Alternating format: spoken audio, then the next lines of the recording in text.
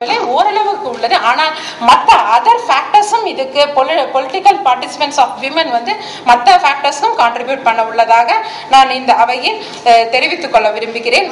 அடுத்ததாக இதற்கு காரணம் என்ன என்று பார்த்தால், இந்த பெண்களின் இந்த நிலை, அதாவது விமன் பாலிட்டிஷியன்ஸ் இந்த லோயர் நிலைக்கு என்ன காரணம்னு நீங்க பாத்தீங்கன்னா அதுக்கு ஒரே ஒண்ணுதான் நான் சொல்லுவேன். A holistic approach based on human rights of women and the welfare of the public at large can therefore remove the existing inequalities and bring about greater equality in the political arena. And across the parties, the trend to treat the women as a decorative piece relevant to the women wings, which not much important give to them the mainstream activities. Even a few women who are elected are sidelined and often allotted soft portfolios such as welfare, education, etc. In both cases, women lack access and control over apex bodies where decision and politics are formulated. Women participants in the political process is impeded due to the various social, economic, historical, geographical, political and cultural factors, thereby resulting in the minimal participants and even their exclusion. Illiteracy, women triple burden, partial value, lack of access and control over the income and other resources, restrictions to the public space and insensitive legal system continues to impar with the effective political participant.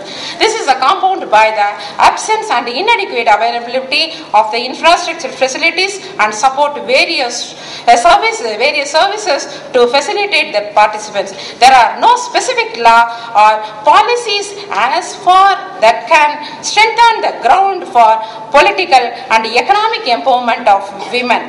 With the proper இதற்கெல்லாம் நாம் என்ன செய்ய வேண்டும் என்றால், with the proper understanding of working of women power and with the proper utilization of the reservation bill, but just not filling the requisite number of quantities but quality, women can excel in all fields. They can work at par with men or with even greater intelligence in the governance of the state. That is, in due course of the time, even this reservation can be used as an initial support for this emancipation can be called off so that they can prove their stand on their own. இந்த படத்தை பார்த்தால், நன்றி சொல்வதற்கு முன்பாக, இந்த படம் மலேசியாவில் எடுக்கப்பட்டது. இதில் 5 வயதிலிருந்து 45 வயதுள்ள பெண்மணிகள் நாங்கள் அனைவரும் உள்ளோம். இதில் பார்த்தீர்கள் என்றால், நாங்கள் எங்கள் அனைவருக்கும் கல்வி தரம் என்பது பல முரண்பாடுகளுக்கு உட்பட்டது. நான் PhD பண்ணிதவள், மற்றவர்கள் 1ஆம் கிளாஸ் இப்பதான் ஆரம்பிச்சிருக்காங்க. அப்படின்னு பார்த்தாலும், ஆனா அந்த 1ஆம் கிளாஸ் படிக்கிற அந்த பெண்ணுக்கு இருக்கிற சிந்தனை வளர்ச்சியும் மன வளர்ச்சியும் எங்க கிட்ட குறைவாகவே உள்ளது. இது ஏன் என்றால், நம்மளுடைய குடும்ப கட்டுப்பாடு, பாரம்பரியம், இதை எல்லாமே நம்மள அமுக்கி வைத்து இன்று அரசியலில் பெண்களின் நிலை என்பது மிகவும் குறைவாக உள்ளது என்பதை எடுத்துக்காட்டுடன் விளக்கியுள்ளேன். நன்றி, வணக்கம். தேங்க்யூ. முனைவர் சின்னம்மை அவர்களுக்கு நன்றி. அடுத்து பேராசிரியை விஜயா ராமசாமி அவர்கள் ஏன்ஷியன்ட் இந்தியன் ஹிஸ்டரி வரலாற்று துறையிலே ஜவஹர்லால் நேரு பல்கலைக்கழகத்திலே பணியாற்றுகிறவர். அவர் பட்டம் பெற்ற விஷயம் சப்ஜெக்ட் கைத்தறியும் நெசவாளர் சமுதாயம் வரலாறும், published by Oxford University Press in 1985. சமய ஆராய்ச்சியிலும் பெண்ணியத்திலும் ஈடுபாடு கொண்டவர். விமன் இன் வீரசைவம் என்ற ஒரு புத்தகம் எழுதி அது ஆக்ஸ்போர்ட் யூனிவர்சிட்டி பிரஸ்ஸால் 1996 பப்ளிஷ் செய்யப்பட்டது. ஆக இவர் இப்பொழுது நமக்கு டண்டாலா சிம்பியோசிஸ் என்ற தலைப்பிலே பேசுவார். I wish to make the following points: that Matangi Renuka is an outstanding example of a deity who is illustrative, is an exemplar of the corrosion of caste hierarchies and patriarchal values in Tamil oral traditions. அதாவது தமிழ் வழக்காற்றலில் பொதுமக்கள் வாழ்க்கையில்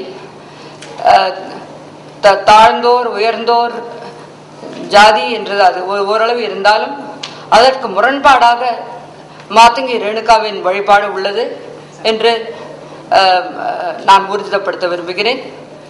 இது ஒரு முக்கிய சான்றாக அமையும். She is the Kuladevi of many Brahmin communities from the North Arcot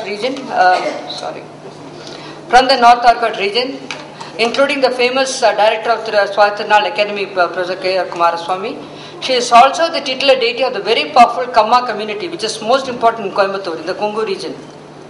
And finally, she is the deity of the so-called downtrodden groups who are now actually very influential communities like the Mala, the Madiga and others. அதாவது பிராமணர் குலத்திற்கும் கம்மார் போன்ற வேளாண்மை குலத்திற்கும் சமுதாயத்திற்கும் மற்றும் தாழ்த்தப்பட்டோர் என்று கூறப்படும், ஆனால் தற்போது அரசியலில் முக்கியத்துவம் வாய்ந்த மாலா, மடிகா போன்ற மற்ற சமுதாயங்களுக்கும் இவள் குலதேவியாக விளங்குகிறாள். இது முக்கியமாக கவனிக்கப்பட வேண்டியது. ஏனென்றால் ஜாதி கலவரம், ஜாதி வேறுபாடுகள் என்று கூறும் இக்காலத்தில் வரலாற்று முன்னோட்டாக நான் இதை பேச விரும்புகிறேன். முதலாக ஜாமதக்னி ரேணுகா கதை வருவது மகாபாரதத்தில் மற்றும் பிரம்மாண்ட புராணத்தில். மகாபாரதத்தில் அனுசாசன பருவம், சாந்தி பருவத்தில் வருகிறது, பிரம்மாண்ட புராணத்தில் வருகிறது. இந்த கதை தாங்கள் எல்லாரும் அறிந்ததே. அதாவது ஜாமதக்னி ரேணுகாவை திருமணம் புரிந்து கொண்டார். அவள் ஒரு உயர்ந்த ஒரு கற்புக்கரிசியாக திகழ்ந்தார். தினம் குளத்திற்கு சென்று மண் பானையில் ஜலம் கொண்டு வந்து அவர் பூஜைக்காக உதவி செய்வது அவர் வழக்கம். இது கருத்து வேறுபாடுகள் ஒன்றல்ல. இது நிஜமாக அவள் மண்பானை உண்டாக்கினாளா அல்லது அவள் கையை அவளுடைய கற்பினால் அது ஒரு பானையாக மாறி அதில் ஜனத்தை பிடித்து கொண்டு வந்தாளா என்று கருத்து வேறுபாடு உண்டு. ஒரு நாள் அவள் கிணத்திற்கு அருகில் சென்ற போது ஒரு கந்தர்வன் நிழலை பார்த்தாள். ஒரு நிமிடம் அதை ரசித்தாள். அதனால் அவள் அந்த மண்பாடை உணைந்தது. அன்று அவருக்கு பூஜைக்கு கிடைக்கவில்லை. மிக சினம் கொண்டு ஜாமதக்னி ரேணுகாவின் தலையை வெட்டுவதற்கு தன் பிள்ளைகளிடம் ஆணையிட்டார். பரசுராமன் அவர் தலையை வெட்டினார் என்று மகாபாரதத்தில் உள்ளது. சில பிரதிகளில் அது விசித்திர வீரனை கண்டால் அவர் ஜலக்கிரீடை செய்து கொண்டிருந்ததை பார்த்து ரசித்தாள் என்றும் உள்ளது. இதற்கப்புறம் சாந்தி பர்வத்தில்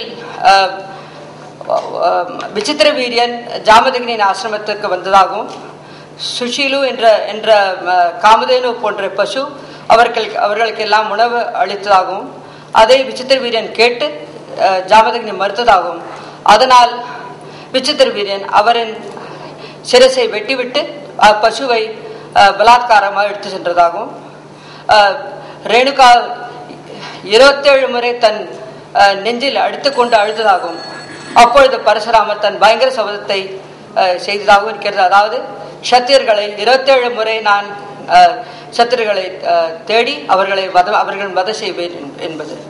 இது மகாபாரத பிரம்மாண்ட புராண கதை ரீதியாக செல்கிறது. இது